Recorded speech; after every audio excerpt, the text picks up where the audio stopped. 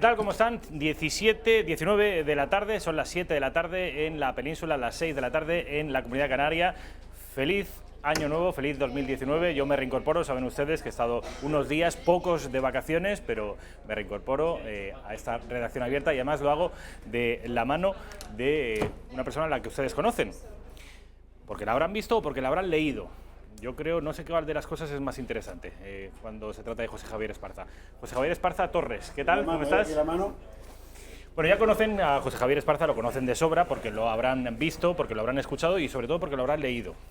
Pero a partir de ahora lo van a ver más porque todos los días, desde las 22 horas a las 00 horas, desde las 10 hasta las 12... Desde las 21:45, para ser precisos. Desde las 10 o desde las 10 menos cuarto, 10 menos cuarto.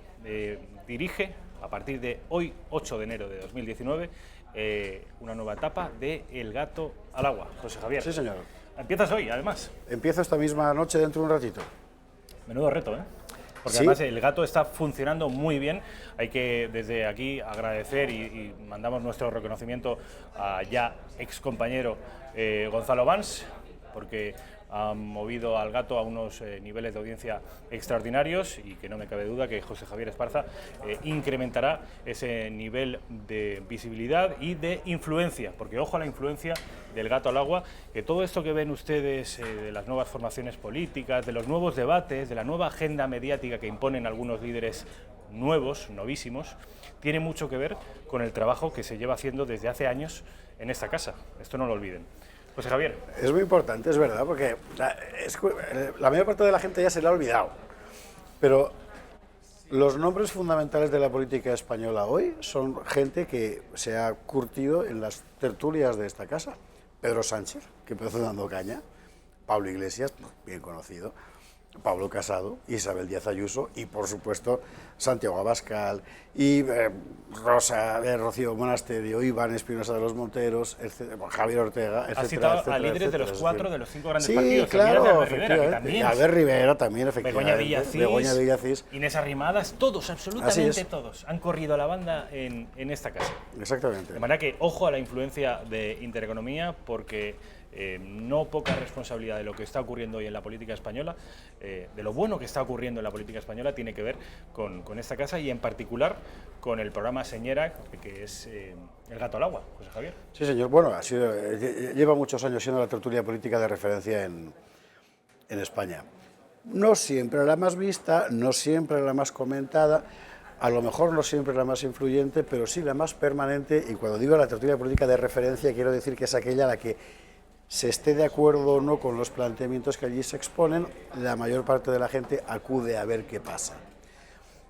Gonzalo Vans ha conseguido en esta última temporada, en circunstancias particularmente difíciles para esta casa, mantener el listón bien alto, elevar índices de audiencia y, digamos, poner a compás de lo que realmente estaba pasando en la sociedad española, de los contenidos del gato al agua, y ahora explicaré un poquito más esto, y de lo que se trata fundamentalmente es de continuar ese mismo camino y seguir leyendo, porque esta es la clave, lo que de verdad pasa en la sociedad española al margen del fulanismo de los partidos. El fulanismo es ese efecto de reducir la información a fulano ha dicho tal, fulano ha dicho cual, fulano ha dicho esto otro, que es con mucha frecuencia un vicio del periodismo español, y no solo español, de reducir la información a lo que dicen los líderes, sin leer lo que pasa en la calle, sin llevar un micrófono a un mercado, a un taxi, a la cola de un colegio, para saber lo que de verdad está cambiando en la sociedad española.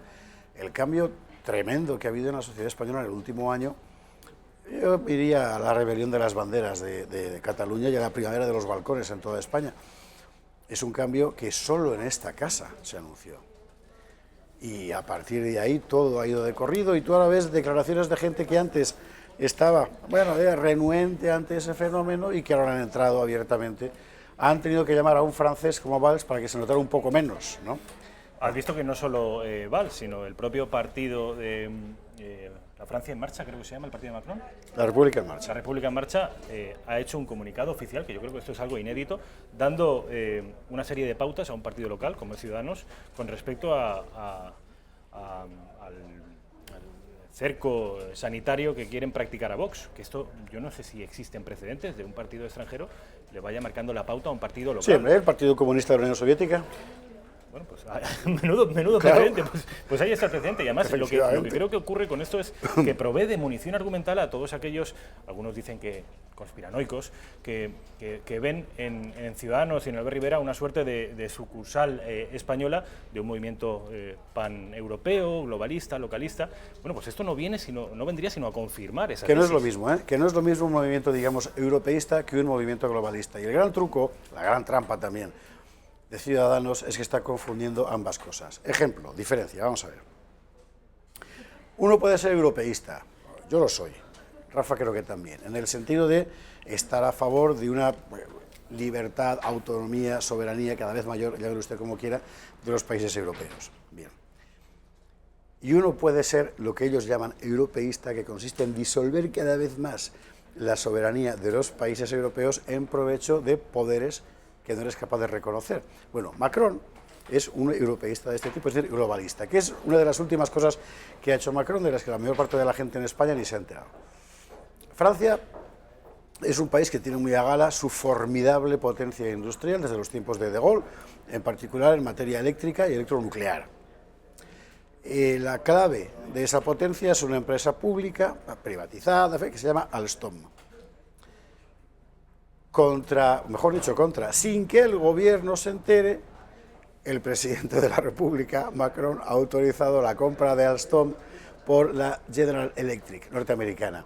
Alstom hace, entre otras cosas, las turbinas de los submarinos nucleares franceses, de tal forma que sobre la autonomía militar, la potencia, la puissance que llaman ellos, ¿verdad?, francesa, ¿Qué significa? La potencia, el poder, en fin, la clave de bóveda de su soberanía nacional ha quedado en manos de una empresa norteamericana. Eso es el globalismo. Bueno, ese es el tipo de europeísmo, entre comillas, que nos vende aquí tanta gente, ¿no? Puestos a ponernos medallas, porque estamos, en fin, de alguna manera informándoles de que todo esto que está ocurriendo en España, nosotros lo anunciamos, incluso de alguna manera lo alimentamos, este fenómeno Vox, creo que fuimos los únicos, pero también predijimos muchas de las cosas que están ocurriendo allende los Pirineos. Exactamente. El fenómeno Trump fue donde mejor fue explicado no sé si decir en toda Europa, pero vamos, pocos medios de comunicación hicieron un análisis tan riguroso, tan objetivo y tan neutral de aquel fenómeno Trump. Y tan temprano, y además siempre con el mismo efecto, es decir, tratar de explicar lo que está pasando en la calle más que repetir las consignas de los grandes medios. Yo recuerdo cuando trajimos a esta misma mesa de la redacción abierta a Vicente Miró, muchos meses antes de las elecciones norteamericanas, y yo, ingenuo de mí, que solo veo la CNN, la Fox, la CBS, esas cosas que vemos los globalistas, le decía, bueno, ganará Trump. Vicente es un tipo que está yendo a Estados Unidos constantemente, que conoce muy bien la América profunda y tal. Decía, no, Trump no va a perder, no va a ganar Hillary Clinton, va a ganar Trump. Decía, ¿cómo es posible? Eres el único que lo dice. Todas las encuestas no importan. Los norteamericanos no ven lo que vosotros veis. La CBS, la CNN, la Fox, los norteamericanos ven esto. Y con ese ordenador que teníamos aquí en la mesa, empezamos a repasar web tras web de las que realmente lee la gente en Estados Unidos. Y todas eran unánimemente pro-Trump. La sociedad, la gente, la calle, se ha separado ya tanto, lo hemos visto en Andalucía, de la casta político-mediática, que funciona por criterios que nadie es capaz de prever. El caso de Vox, que tú citabas antes, es un perfecto ejemplo. Y además, cuanto más recrudece el desorden establecido su discurso contra Vox, más crecen sus expectativas como respuesta. En Francia lo estamos viendo ahora mismo con el movimiento de los chalecos amarillos, que el poder lleva 4 semanas, 5, anunciando su muerte inmediata y tal, y ahí siguen, y son cada vez más, y crecen en el aprecio popular, mientras la popularidad de Macron se desploma. Está cambiando muchísimo la sociedad europea, y efectivamente nosotros, Intereconomía, pues bueno, vamos a ver, nosotros no somos un partido político, somos un medio de comunicación. Nuestra función no es llevar a nadie al poder, nuestra función es entender lo que está pasando en la gente que nos rodea y en la medida de lo posible ser capaces de transmitir y contar lo que cabalmente pensamos que es lo que de verdad ocurre, ¿no? Bueno, en la medida en que sigamos teniendo esa capacidad para escuchar Como decía Marx, aquello como crece la hierba, ¿verdad? Pues seguiremos adelante. Sabes, José Javier, que he estado en estos días, sabes que soy alcoyano y que he estado, como no podía ser de otra manera, disfrutando de la cabalgata de Reyes más antigua de España, que algunos quieren ver cierta controversia porque allí los pajes se pintan de negro. Bueno, esto, en fin, hay algo que se nos está escapando con esto de la corrección política. El caso es que mucha gente que incluso no comparte ni total, y hay veces incluso que ni siquiera parcialmente la ideología de esta casa, claro, pero que, sin embargo, le gusta ver el gato al agua porque dicen que, al contrario que en otras tertulias, que en otros debates, lo que allí se produce es un intercambio de golpes argumentales pausado y, sobre todo, que el análisis es intelectualmente de cierta profundidad. O sea, no ocurre como en otras cadenas. Aquí solemos recurrir a... no nadamos en la superficialidad, sino que los tertulianos y los analistas, los presentadores, con José Javier Esparzani les cuento, son capaces de abundar en la verdadera raíz de los problemas que nos atañen. Estamos viendo un perfecto ejemplo con el asunto de la violencia de género, que se ha convertido ahora en uno de los argumentos clave del debate público en España y que esta noche será el tema de apertura en el gato al agua. Vamos a ver, hay una tertulia diferencia muy importante entre una tertulia y un debate. Una tertulia es un montón de gente hablando. Es muy divertido y está muy bien. Bien. Un debate es otra cosa. En un debate uno pone ideas encima de la mesa y se contrastan y se discuten con mayor o con menor ahínco, con mayor o con menor simpatía. Lo fundamental es que sea siempre con la mayor claridad y con la mayor sinceridad también. Si se plantea un problema social como el de la violencia de género, reducir el discurso a tú es que eres un fascista porque dices que no hay violencia de género, tú es que eres un rojo porque todo lo conviertes en violencia de género, está bien, es animado, es espectáculo, pero bueno, apaga la tele y se va a dormir tan tranquilo y no ha aprendido nada. Nosotros vamos a seguir intentando que en cada debate se puedan sacar conclusiones acerca de lo fundamental, es decir, de por qué se plantean los temas y en la medida en que podamos contribuir a dar herramientas para que todos y cada uno de nuestros conciudadanos puedan interpretar en toda libertad el mundo que tienen alrededor.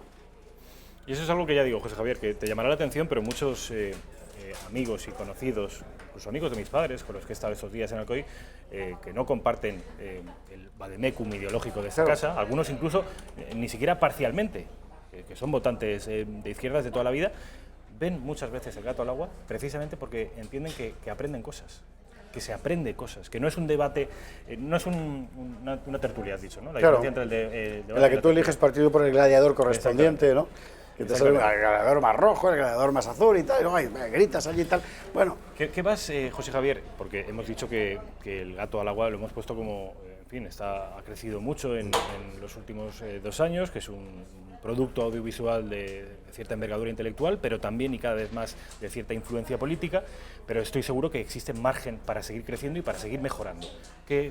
José Javier Esparza Torres, como nuevo director del Gato al Agua, ¿qué quieres, qué novedades vas a aportar? Cuéntanos algunos proyectos, algunas ideas. ¿Qué tienes en la cabeza?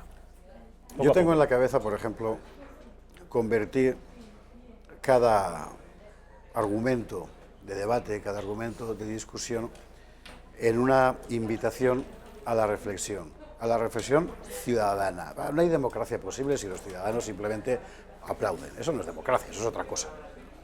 De lo que se trata es de que la gente tenga todos los elementos para decidir. Y es muy importante en ese sentido la pedagogía. La pedagogía tiene que ser, por otra parte, lo más divertida posible, porque si esto es televisión, si no sería un rollo. Vamos a tratar de hacerlo muy divertido. Pero es muy importante que uno se levante después de apagar la televisión diciendo lo que tú decías antes, he aprendido algo, aunque sea para estar en contra. Eso no es que sea lo de menos, pero no es lo más importante. Es decir, no buscamos comunicar unas ideas, pero no persuadir, y mucho menos adoctrinar. Buscamos sobre todo que el debate en España se eleve un poco. Lo que hemos visto, volvemos a la cuestión de la violencia de género, ha sido muy lamentable. O sea, tú puedes estar a favor, en contra y tal, de la legislación, todo eso lo veremos esta noche. Pero cuando al final el debate se reduce a decir que el tipo que no está a favor de la ley contra la violencia de género es que está a favor de los crímenes contra las mujeres, es una salvajada simplemente. Cuando el debate público entra en la zona de lo irracional, de lo delirante, vamos de cabeza. Hay que salir de ahí como sea. A este respecto, por cierto, es de gran interés contar con la opinión de gente que ha sido protagonista de la vida pública española durante los últimos 40 años, no diré nombres, ya los iremos soltando poco a poco en el gato al agua, y que hoy están completamente marginados de la vida pública, y que sin embargo tienen, uno, la experiencia de tantos años, y dos, la frialdad, y tres, la distancia, ya no le deben nada a nadie, como para poder hablar con seriedad, objetividad, peso, de todo lo que está ocurriendo alrededor, de izquierdas o de derechas, porque a estas alturas esto ya es casi un poco lo de menos. Vamos a ver, las cuestiones fundamentales que hoy están en tela de juicio, la libertad personal, la continuidad física de la nación con las políticas de natalidad, la unidad nacional, por supuesto, todo eso en realidad no es de derechas ni de izquierdas. Es simplemente argumentos de supervivencia. Aquí se trata de ser capaces de explicar por qué y de hacerlo con las mejores voces y con los debates más, uno, completos, dos, entretenidos. Ahí vamos a ir. Bueno, pues ya saben ustedes, todos los días, lunes, martes, miércoles y jueves, a partir de las 21:45, este nuevo Gato al Agua dirigido por José Javier Esparza. José Javier, yo no me quiero marchar antes no te vayas, de preguntarte, porque yo siempre que viene José Javier me gusta preguntarle, recuerdan ustedes que antes les he dicho que a José Javier lo conocerían por haberlo visto o por haberlo leído. Bueno, pues con respecto a tus lecturas, ¿cuál es el último libro que has publicado? Visigodos. La verdadera historia de la Primera España. Es un libro de historia, no es una novela, es un ensayo histórico muy divulgativo, perdón, en el que se trata de contar, bueno, quiénes fueron los visigodos. Es muy importante porque España tiene por primera vez una unidad política independiente con aquella gente. Hasta entonces éramos Roma, antes no existíamos, éramos un conjunto geográfico. A partir de los visigodos hay un reino que se llama España, Hispania, con ellos. Es la primera vez en la historia que eso ocurre. Ese reino termina hundido por la invasión musulmana de 711, pero durante ese tiempo construyen algo único en Europa y algo que luego iba a dejar su huella en la siguiente historia de nuestro país, en los largos años de la Reconquista. Me ha parecido una historia, la verdad, he aprendido muchísimo escribiéndola. Creo que en breve saldrá la segunda edición, se ha vendido muy bien estas Navidades. La esfera de los libros. En la esfera de los libros, efectivamente. Espero que se siga vendiendo, lo cual depende de usted, por ejemplo, ¿no? Porque de lo que se trata es de, bueno, hacer digestivo un episodio, unos episodios, un periodo histórico, que es verdad que es muy complicado, pero que es muy importante para entender por qué los españoles hoy somos lo que somos. Con respecto a la época de los visigodos, yo reconozco que aún no he leído el libro, me lo regaló José Javier. Leo casi todo de lo que publica José Javier y es por eso que le pregunto, es decir, no hablo a humo de pajas, sé cómo escribe José Javier y sé que es capaz, por eso yo proveo a mi padre de tus libros, porque eres capaz de hacer digerible la historia de España, que hay en muchos casos pues, que es compleja y José Javier la hace interesante y además él mismo ha acuñado un término que es una arqueología del patriotismo. Sí, ¿verdad? Que no es otra cosa que este recuerdo de los visigodos no deja de ser una arqueología del patriotismo, una génesis de dónde venimos y sin embargo, ya digo, sin haber leído el libro aún,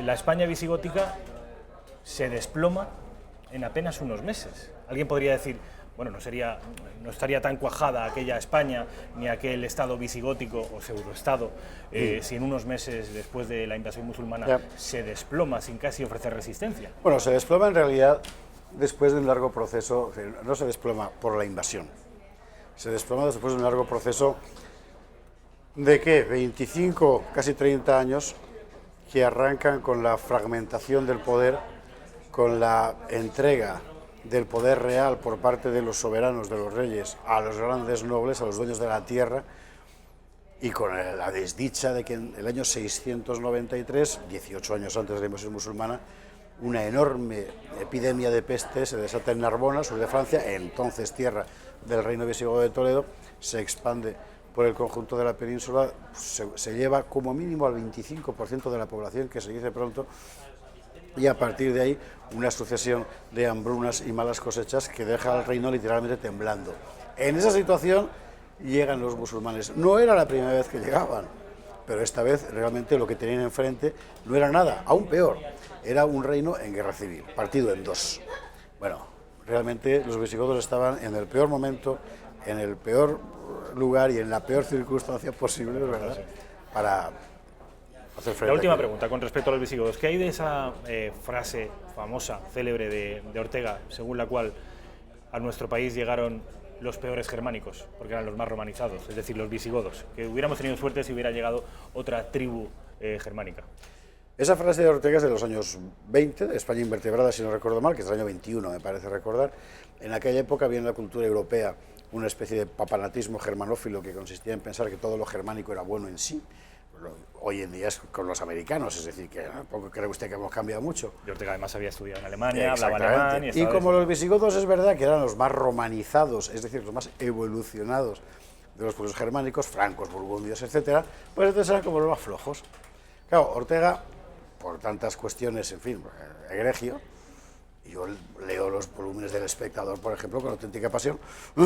Sin embargo, en materia de historia, metía la pata hasta el Corvejón con muchísima frecuencia. Y en este caso, en fin, ¿qué se le va a hacer?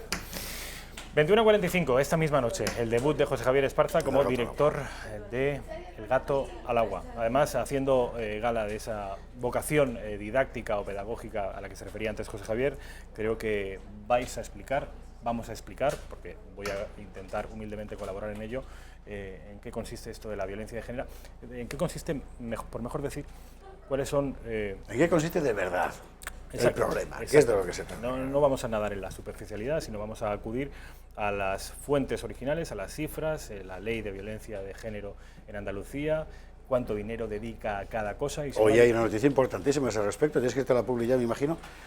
Sí, ¿no? Sí. Por 30 segundos, el Tribunal Supremo, que ante un caso de un hombre y una mujer que se pelean y se infligen el mismo daño con el mismo acto uno a otro, una bofetada, condena al hombre a 6 meses y a la mujer a 3. Es insólito, o sea, se acaba de romper por el Tribunal Supremo formalmente el principio de igualdad ante la ley. Esto es de una trascendencia enorme. Vamos a abordar eso, desde luego, a partir de las 21:45 en El gato al agua. José Javier, mil gracias. A ti, noche. Un placer. Vamos a las 21:45. 21:45, publicidad.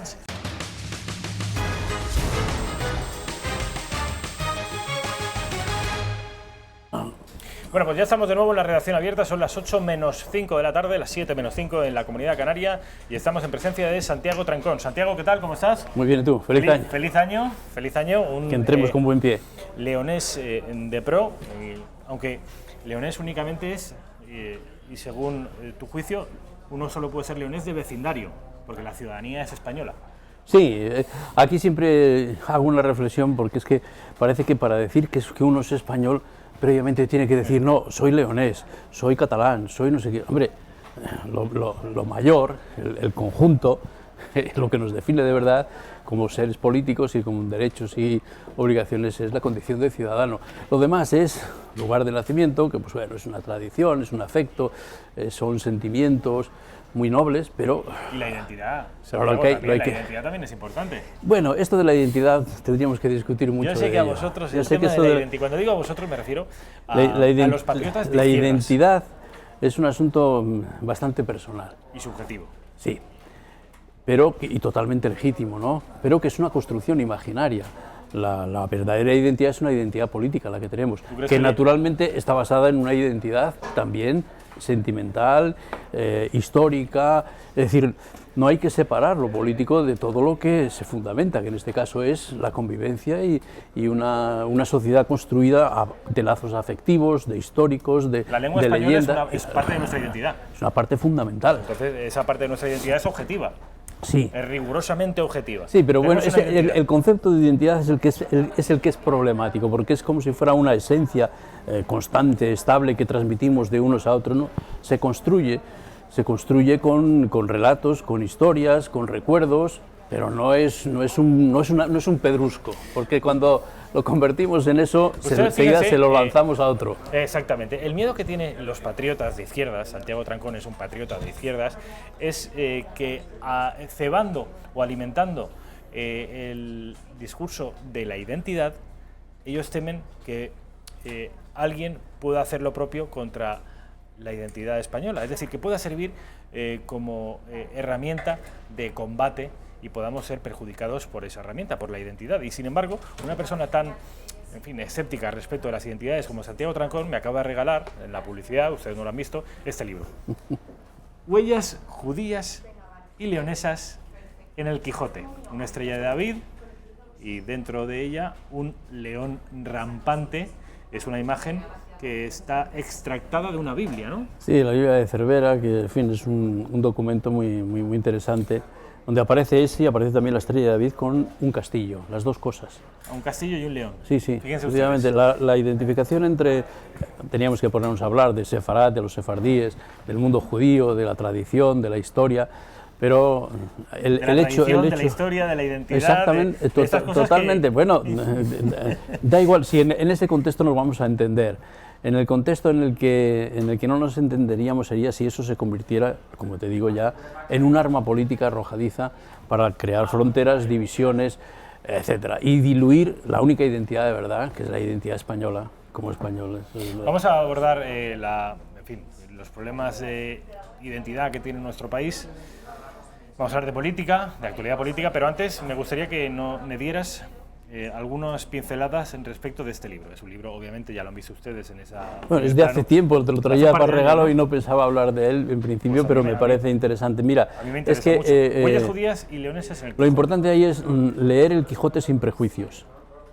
Leer el Quijote sin las interpretaciones clásicas que empiezan con dar una importancia excesiva a la Mancha como tal, que olvidan pues, que ese término en Cervantes está utilizado de forma ambigua, ambivalente, irónica y con muchos matices. ¿Por qué? Basta recordar una cosa. Mira, hay un romance... ¿Cuántas veces has leído el Quijote? Pues 3 o 4 veces. Pero en plan crítico, pues un par de veces, con este enfoque, ¿no? Hay un romance de la época de Cervantes, del romancero muy conocido, que habla de un peñero, uno que vende telas y portugués, ¿no? Donde dice que recién venido a Castilla, en un lugar de la Mancha, de cuyo nombre no quiero hablar, en un lugar de la Mancha que no le saldrá en su vida, se enamoró de una joven casadilla, etcétera, en Castilla. Y añade, Mancha que no le saldrá en su vida. El siguiente octosílabo en un lugar de la Mancha es que no le saldrá en su vida. Yo he preguntado a mucha gente, bueno, a ver, interprétame esto. ¿Qué Mancha es esa que no le saldrá a un señor que vende telas, que viene de Portugal, portugués, que es identificación portugués, es judío portugués? En la época, decir portugués en España era decir judío portugués, judío que había venido justamente en la época de Cervantes, cuando ya se impone la Inquisición en Portugal, que aquí ya estaba antes. Pues entonces se empiezan a venir y todos los que vienen portugueses, pues bueno, se identifican. Pues este señor, identificado por su trabajo, por lo que hace y por el nombre, como un converso, judío converso, dice que llega a La Mancha, en un lugar de La Mancha, y dice que con una recién venido a Castilla, además. El contexto geográfico en el que este señor se mueve es Castilla. Y ahí dice que dentro de Castilla, en un lugar de La Mancha que no le saldrá en su vida, se enamoró de una joven casadilla, no sé qué. Bueno, ¿y qué significa? Entonces, ¿que no le saldrá en su vida? ¿Qué significa? Hombre, ¿qué mancha hay que no le saldrá en su vida? ¿Qué mancha tiene ese hombre que no se le va a quitar en su vida? La mancha judía. Eso es evidente en esa época. El estigma, ¿no? El estigma judío. Entonces, ese verso no se puede interpretar nada más que como cuando se utiliza La Mancha en la época de Cervantes, y Cervantes coge el verso de en un lugar de La Mancha para iniciar su libro, está en un contexto donde mucha gente entendía que La Mancha no era un lugar geográfico. Además, La Mancha entonces, si es que eran 4, 5 o 6 pueblos que ni tenían entidad geográfica. Ni siquiera hoy los límites de la región de La Mancha. Bueno, eso es un poco para iniciarte, que digamos que detrás del Quijote hay muchísimas alusiones y todas ellas no se pueden interpretar si no partimos del hecho de que Cervantes era de origen judío. hay infinidad. Cuando lo leas lo verás, porque son algunos de una evidencia tan deslumbrante que lo que resulta extraño es que los académicos pues lo dejen de lado, como que eso...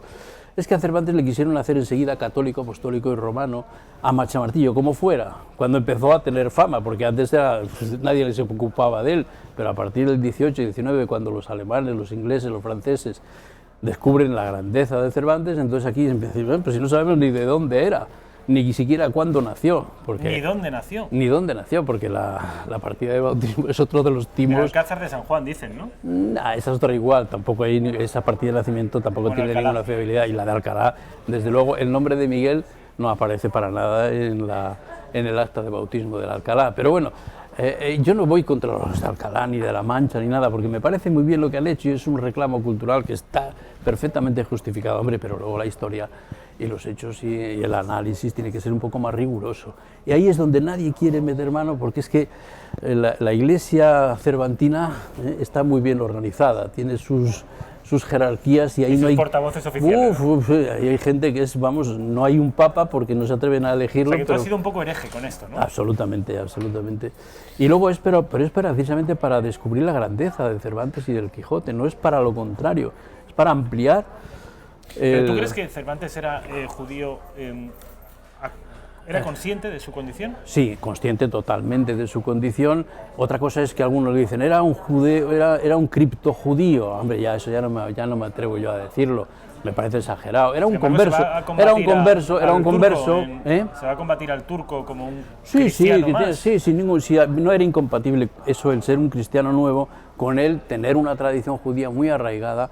Que es que, vamos a ver, ser judío en aquella época, e incluso en esta, no es lo mismo que ponerse una chaqueta y quitársela. Era algo mucho más profundo. Es una tradición, es una familia, son libros, son referencias, son modelos culturales, son estructuras mentales, son infinidad de cosas que están ahí.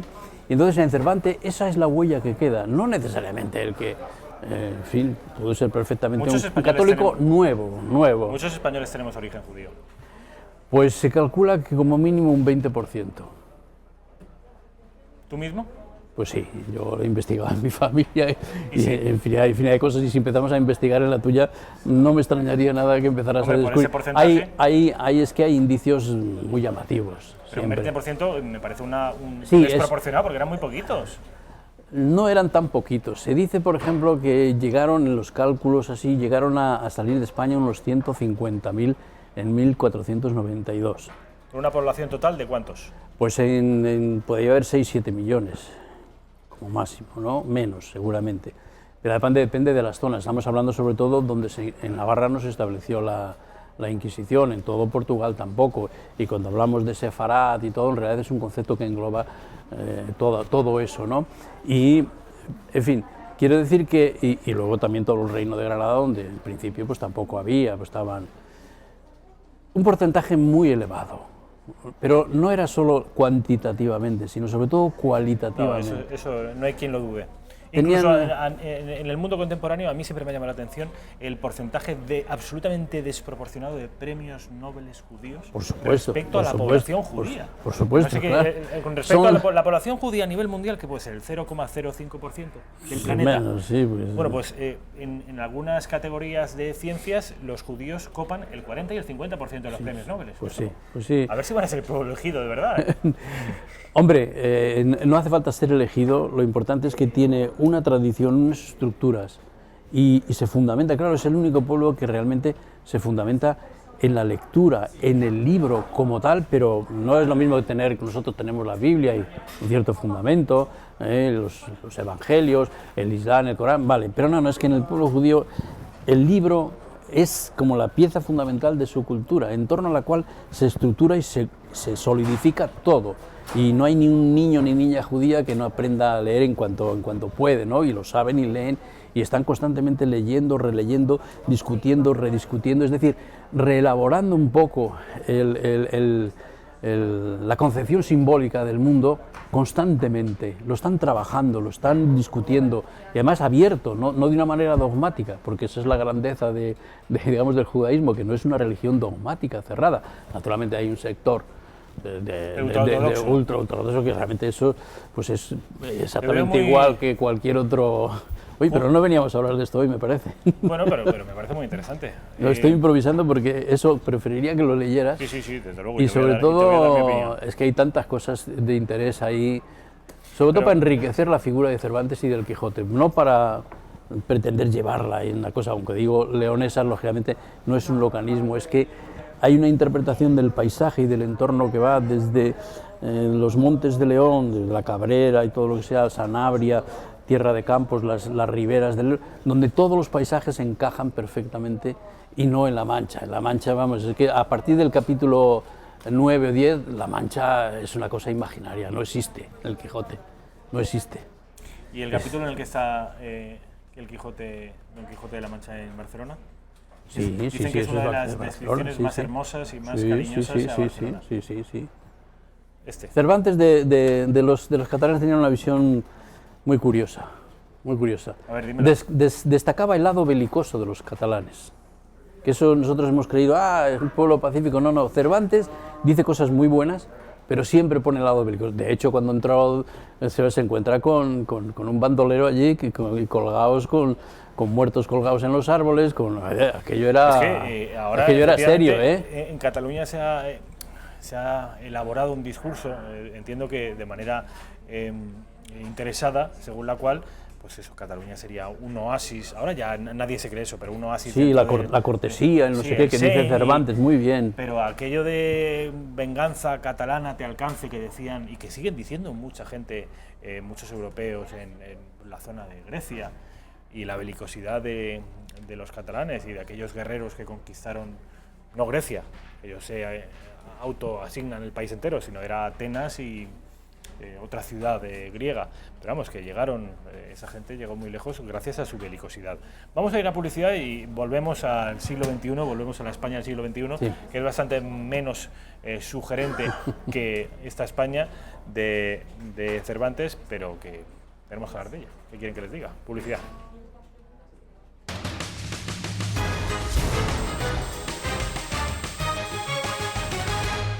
Ahora me he acordado de la palabra. Un sedero, el que vendía sedas. Estamos en directo, Santiago. Ah, sí. El portugués famoso era sedero, que vendía sedas. Bueno, vamos a dejar a Cervantes, vamos a dejar el libro de Huellas Judías y Leonesas en El Quijote, Redescubre a Cervantes, de Santiago Trancón Pérez, Punto Rojo Libros, y vamos a pasar, como decía, a la actualidad tangible española del siglo XXI, ya del año 2019. Quiero que veas un vídeo, un spot publicitario o propagandístico, si es que puede llamarse así, de Vox, en el que aparecen diferentes mujeres. Viene todo muy a colación del debate, que por cierto ha sido Vox el que, no sé si con bueno o con mal tino, pero ha conseguido introducir ese debate en la agenda político-mediática española, el debate sobre la llamada violencia de género. Si hay mucha o poca incidencia en nuestro país, cómo combatirla, si las leyes están bien orientadas o no. Bueno, pues en este contexto, Vox ha lanzado el siguiente vídeo. ¡Ayuda! ¡Ayuda! ¡Ayuda! No hables en mi nombre. Soy mujer y yo quiero una ley que proteja a mis hijas, pero también a mis hijos. Para nosotras, para muchas de nosotras y cuantitativamente para la mayor parte de las mujeres del mundo, su casa es su cárcel. No hables en mi nombre. Soy mujer y no quiero que se criminalice a mi pareja por ser hombre.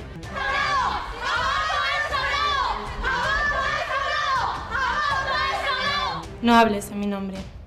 Soy mujer y quiero una ley que proteja al más débil. Que la prisión permanente revisable no es una medida eficaz para prevenir la comisión de los graves delitos de los que estamos hablando. No hables en mi nombre. Soy mujer y quiero que los criminales sexuales reincidentes no salgan de la cárcel. No hables en mi nombre. Soy mujer y no quiero vuestro burka ideológico. Tenemos nuestra propia voz.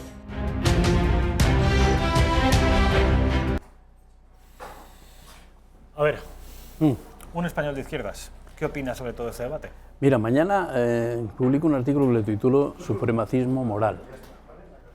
Y precisamente va en esa línea en la que la izquierda, que ha suplido en esto a la peor tradición, digamos, de intervención religiosa, clerical, tradicional, que pretendía dominar las conciencias, establecer sentimientos, en fin, invadir un poquito la atmósfera y el ámbito de la privacidad, y eso afortunadamente desde la Ilustración pues se ha ido cortando, y digamos el sentimiento religioso, la religión y tal, ha ido ocupando su lugar sin pretender imponer la moralidad.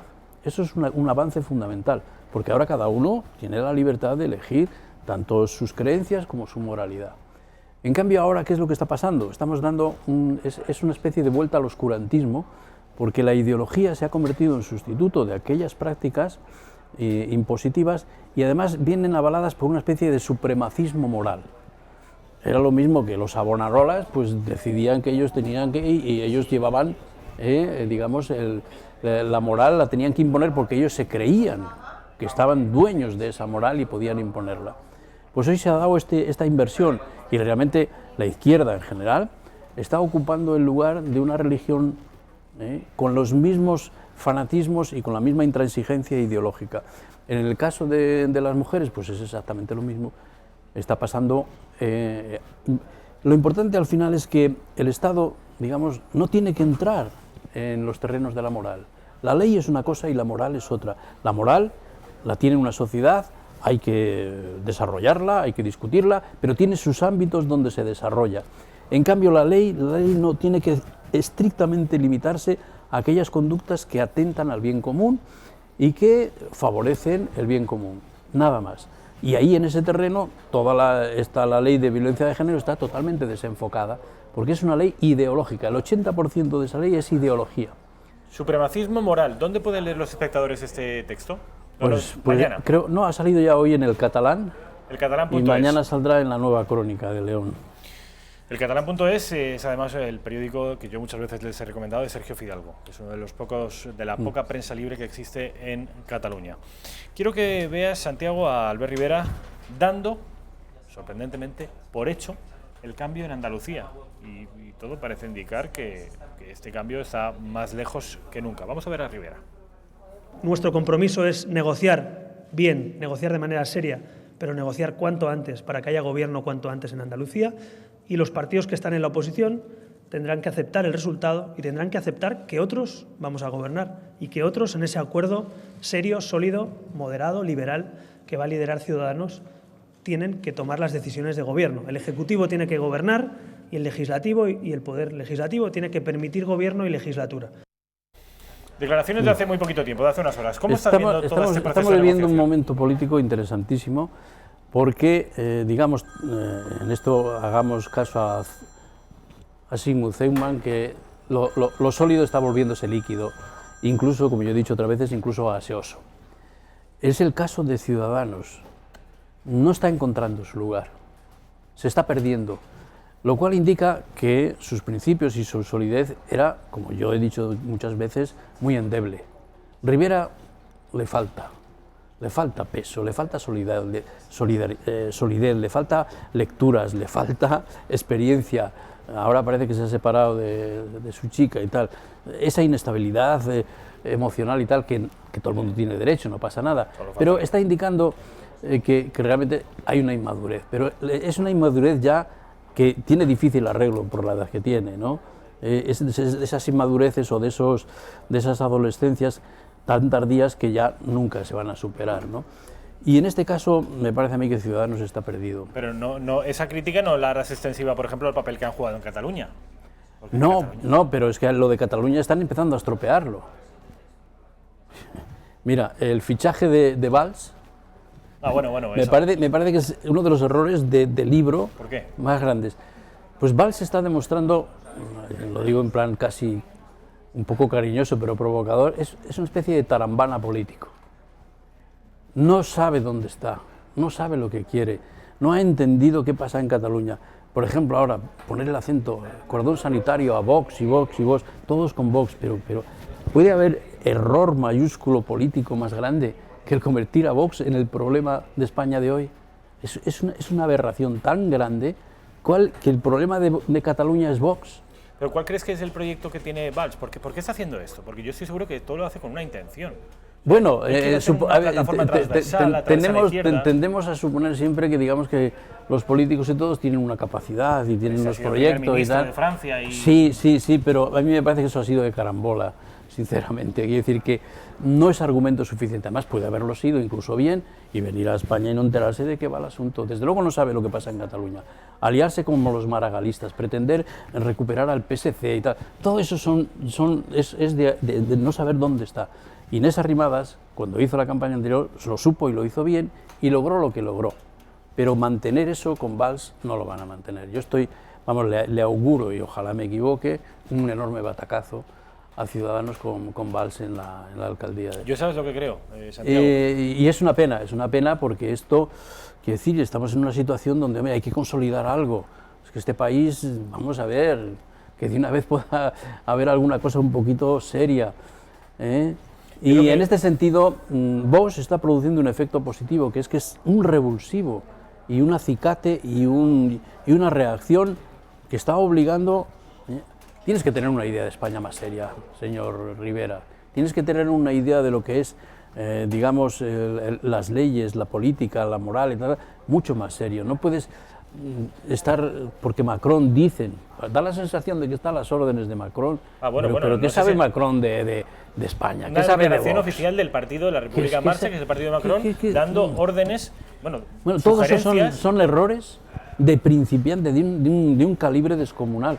Porque ni el Ciudadanos va a recuperar el voto del PSOE, que parece que es lo único que le justificaría, que eso es una estrategia absolutamente, pero si la dejaron, si hace 2 años que dejaron esa estrategia, dejaron de ser de centro izquierda y se pusieron de centro derecha porque era su lugar natural, y ahora de repente quiere redefinir el partido en la otra línea. Lo que está intentando hacer Macron es ganar envergadura del centro hacia la izquierda, y seguramente lo que consiga es, por supuesto, que la izquierda, el PSC, mantenga sus propias siglas y comparezca a las elecciones con su propio partido. El PP, por supuesto, ya comparece con Josep Bou, con su propio partido. Vox, que ojo a Vox en Barcelona, va a comparecer con su propio partido, y va a quedarse Valls con Ciudadanos, que ni siquiera Ciudadanos, porque Valls ha vetado la marca Ciudadanos. Pero no solo únicamente se va a quedar con Ciudadanos, sino con quizá la mitad del peso original de Ciudadanos, porque ha cabreado a tanta gente este hombre, que yo creo que va a sacar unos resultados ridículos, cuando es una persona a la que yo le tenía cierta estima. Empezó con bien, porque en el discurso del 8 de octubre hizo un buen discurso. En los peores momentos del golpe separatista, este fue de los líderes internacionales que con más contundencia criticó al separatismo. Eso hay que aceptarlo y hay que reconocérselo. Hay que aplaudírselo. Y seguramente mañana igual nos da otra satisfacción positiva, pero claro, esos bandazos en política no se pueden permitir. Vamos a ver, hay una encuesta del diario El Español, de Pedro J. Ramírez, lo conoces, que ha salido esta mañana y que quiero que veas y que comentemos juntos, Santiago. Encuesta elecciones generales en enero. Si hoy se celebraran elecciones generales, según el diario El Español, tendríamos nada más y nada menos que este endiablado panorama, Santiago. El Partido Socialista, contra todo pronóstico, y casi te diría contra la propia lógica, mantiene el liderazgo en las elecciones con el 22,4% de los votos. Ciudadanos sorpasa, qué palabra más, más fea. Sí, horrible. Hay algunas que había que borrar del mapa, esa, empoderamiento y unas cuantas más. 18,5% Ciudadanos, 18,3% en tercera posición el Partido Popular, 17,1% Unidos Podemos y, ojo, 12,5% Vox. El resto, pues ya saben ustedes, toda esa sopa de partidos separatistas, a cuál más radical y antiespañol. ¿Qué te parece este panorama, Santiago? Pues es ciertamente complicado, pero yo tengo una intuición que creo que es bastante acertada de la mayoría de los españoles, que la distinción fundamental que va a ser entre derecha e izquierda, pese a que sabemos que son categorías pues meramente funcionales y tal, pues en este caso se va a inclinar claramente a la derecha, y que la derecha va a poder gobernar con bastante mayoría, y que en cambio la izquierda con Podemos, que ahí le dan mucho más de lo que va a tener, e incluso el PSOE, salvo que recoja el desguace de Podemos, pueda mantener ese porcentaje. En general, yo creo que la tendencia está muy clara y va a ser muy difícil cambiarla. Va a ser una mayoría de derecha. Lo que ya dudo, por supuesto, es que Ciudadanos sea la primera fuerza. Tengo bastantes dudas. seguirá siendo el PP, para ¿Tú crees? mi intuición, sí, seguirá siendo el PP la segunda y la tercera Vox. Vox puede incluso hasta ser más de lo que ahí aparece. Puede ser gana más de lo más que- y nada menos Pero que bueno, 30, estos todos son hacer un poco lucubraciones. La sensación que yo creo que los españoles tenemos es que está ocurriendo cosas tan graves en Cataluña y tan graves está haciendo Pedro Sánchez y tan desastrosamente perdido está Podemos, que la opción de la izquierda, incluso con todos los separatismos y sin cambiar ley electoral, no va a ser posible. Y es, en cierto modo, es una cierta esperanza, porque España necesita un parón en todo ese precipitarse hacia un abismo, como es lo que está intentando Pedro Sánchez, con tal de mantenerse ahí, pues, en fin, y luego sacar de la chistera pues, un imposible como es esa reforma constitucional, es decir, que destruya la Constitución. Pues el problema de la Constitución es que ha dejado grietas suficientemente abiertas como para que estos aventureros pues, puedan meter ahí el cuchillo y rajar. El Partido Nacionalista Vasco, ya saben ustedes que los nacionalistas están sosteniendo en el gobierno a Pedro Sánchez. Hoy Dolors Bassa es una política separatista encarcelada, acusada de delitos gravísimos, ha anunciado que, en fin, que a los separatistas no les conviene un cambio de gobierno porque la alternativa a Pedro Sánchez sería mucho más hostil a sus intereses que el propio Partido Socialista. Vamos a ver qué dice el PNV respecto a la continuidad de Sánchez al frente de la Moncloa. Pedro Sánchez y su gobierno, como en todos los casos y como nos pasa a todos los demás, tendrá que hacer y tendrá que poner de su parte, tendrá que hacer los esfuerzos necesarios para que esos presupuestos contenten no solo al PNV, contenten a Podemos, nos contenten a nosotros y también tengan un refrendo por parte de los partidos catalanes. Para eso va a tener que hacer política. Nadie nos puede exigir al resto de partidos que demos cheques en blanco.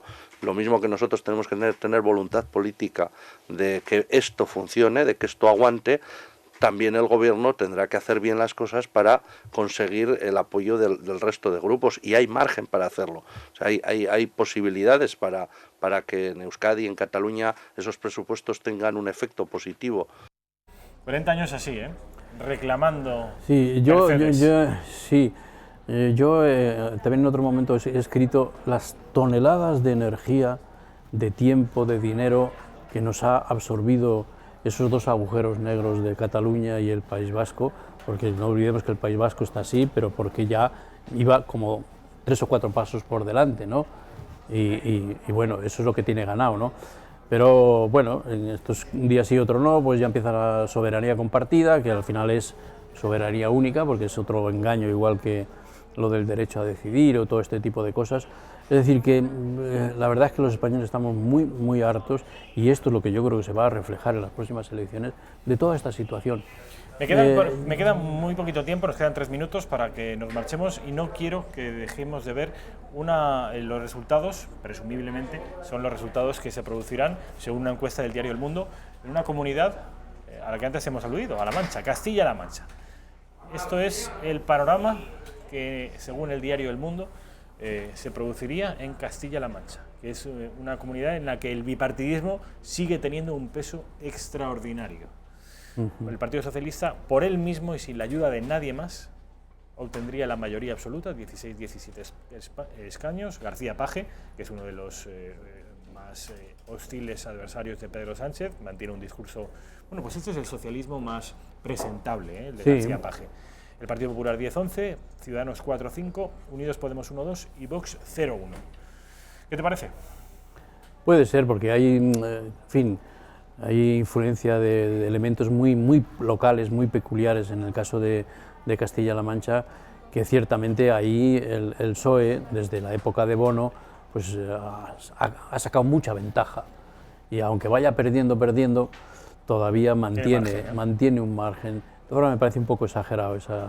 Sí, a mí me parece que ganar, yo creo que las mayorías absolutas ya las hemos perdido en España. No creo que eso llegue así. Esto, no sé.